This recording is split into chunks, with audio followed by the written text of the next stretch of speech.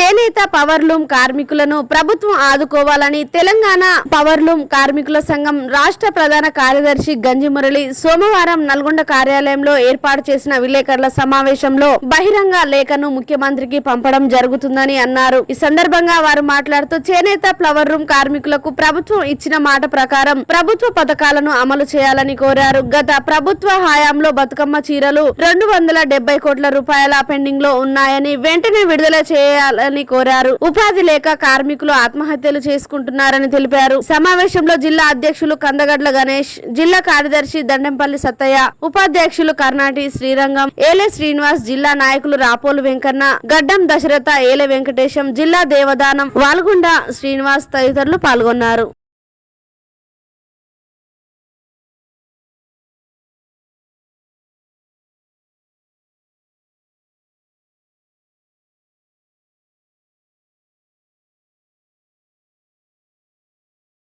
సమావేశం జరిగింది. ఆ సమావేశంలో ముఖ్య నిర్ణయాలు చేయడం జరిగింది. ఇలా ప్రభుత్వం వచ్చి 100 రోజులు దాటింది. 100 రోజులు దాటినా కానీ ఏమీ స్పందన లేదు. ఒక 3 సార్లు ముఖ్యమంత్రి మన చేనేత మంత్రిని కలిసినాం, కమిషనర్ కలిసినాం, ఏమీ స్పందన లేదు. మేము కోరేది ఒకటే, గతంలో స్కీములు ప్రకటించారు గత ప్రభుత్వం ఉన్నప్పుడు. మేము కొత్తగా కోరలేదు, ఉత్తమ కోరిక నేను కోరలే. ఇవాళ గత ప్రభుత్వం 10 ఏళ్ళ అధికారంలో ఉన్నది. లాస్ట్ మూమెంట్లో ఆ స్కీములు కొన్ని ప్రకటించింది. చేనేత మిత్ర అని, చేనేత మిత్ర అంటే చేనేత సబ్సిడీ ఓ 40% యాదవ సబ్సిడీ ఇచ్చేది, నగదు బదిలీ చేనేత మిత్ర అదొకటి. అదేవిధంగా చేనేత ట్రిప్ ఫండ్, ట్రిప్ అంటే ప్రతి చేనేత కార్మికుడు ఆ యొక్క భార్య భర్తలు కలిసి 2,000 ఇస్తే 800 రూపాయలు భార్య, 1200 భర్త కడితే 2,000 రూపాయలు అయితే 2,000 అదనంగా మనిషికి 2,000 రూపాయలు బ్యాంకులు వేస్తారు. ట్రిప్ ఫండ్ అది 7 నెలల సంది పెండింగ్లో ఉంది. చేనేత మిత్ర కూడా పెండింగ్లో ఉన్నది. అది తక్షణం రిలీజ్ చేయాలి. మంత్రిని కలిసినప్పుడు తుమ్మలాశ్వరం చేనేత జవశాఖ మంత్రిని కలిసినప్పుడు ఏం చెప్పిందంటే తక్షణం పరిష్కరిస్తాము, మేము పరిష్కరించే విధంగా మేము ప్రయత్నం చేస్తాము, ఆ అధికారులతో మాట్లాడతామని చెప్పాము. 3 సార్లు కలిసినాము, ఫలితం లేకపోయింది. పార్లమెంట్ ఎన్నికలు వచ్చినాయి. మేము ఒకటే ఇవాళ మేము నిర్ణయించింది ఒకటే, ఈరోజు ముఖ్యమంత్రి గారికి స్వయంగా లెటర్ పెడదాం.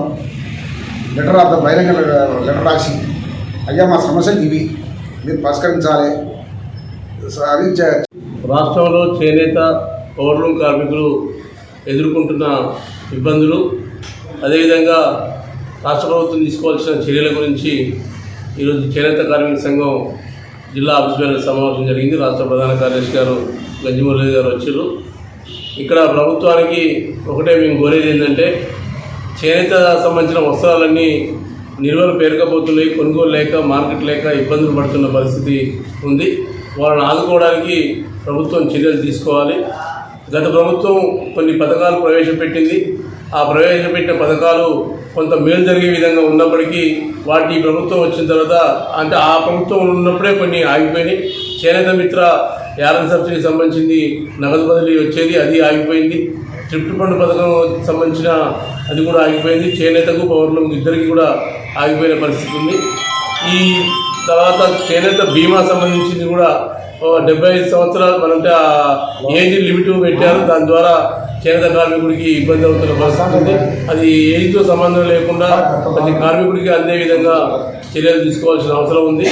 దాంతోపాటు ఇప్పుడు ఈ సిరిసిల్లాలో అంటే గతంలో బతుకమ్మ చీరలతోటి కొంత ఉపాధి దొరికేది అక్కడ.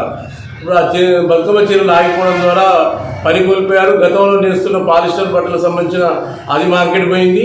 ఇప్పుడు చేనేత పని లేకుండా పోయింది. ఈరోజు యజమానులన్నీ కూడా పవర్లూమ్స్ బంద్ చేసుకొని కూర్చున్నారు. వాళ్ళకు కార్మికులకు పని లేకుండా పోయింది. రోడ్ల మీద పడి దాంట్లో ముఖ్యంగా కోరుకునేది ఏంటంటే, చేనేతను కాపాడే విధంగా ప్రభుత్వం చర్యలు చేపట్టలేదు.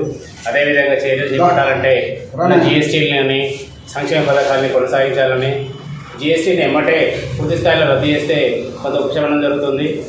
సంక్షేమ పథకాలు పూర్తి స్థాయిలో నిర్వీర్యమైనాయి.